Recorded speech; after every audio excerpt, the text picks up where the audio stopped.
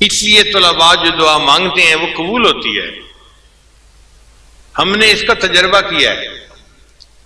جو طلباء بیعت ہوتے ہیں ہم ان کو سمجھاتے ہیں کہ بھئی معصیت سے خالی زندگی اختیار کرو، اور جو طالب علم کر لیتا ہے ہم اس کی دعا کو قبول ہوتے اپنی آنکھوں سے دیکھتے ہیں.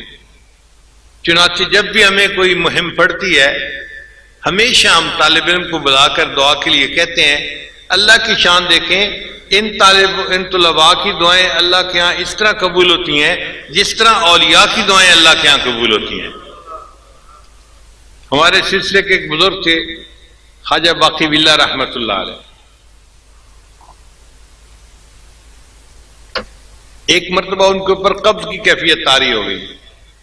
قبض کی کیفیت طاری ہونے کا مطلب یہ ہوتا ہے کہ جو دل کے ذکر کی کیفیت محسوس ہوتی تھی وہ بند ہو گئی.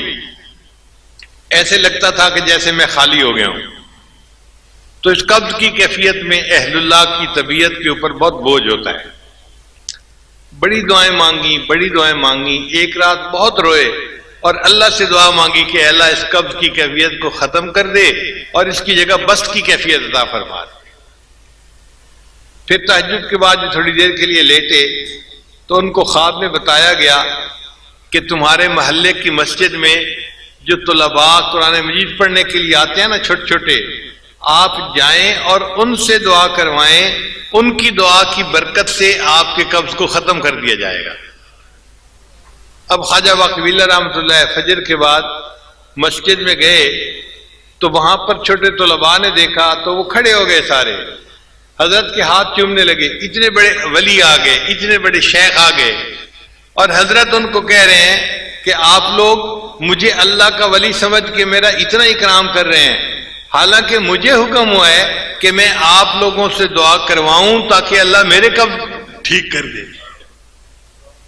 ان طلباء نے خواجہ صاحب کے لیے دعا کی اور اللہ نے قبض کی کیفیت ختم کروا دی اور بس کی کیفیت عطا فرما دی.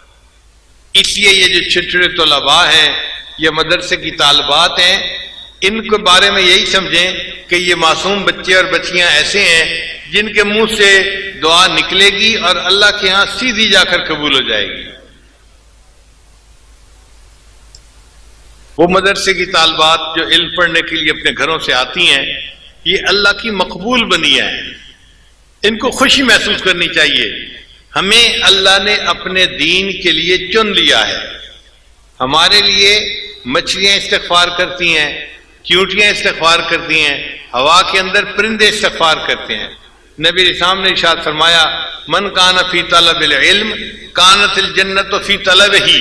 جو بندہ علم کی طلب میں ہوتا ہے جنت اس بندے کی طلب میں ہوتی ہے. جنت وش کرتی ہے یا اللہ اس بندے کو میرے اندر بھیج دیجیے.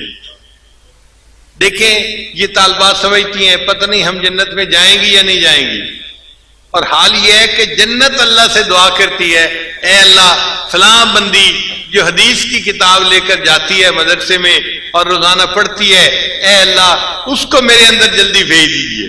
جنت طلب کر رہی ہوتی ہے. یہ نبی علیہ السلام کی حدیث مبارکہ ہے.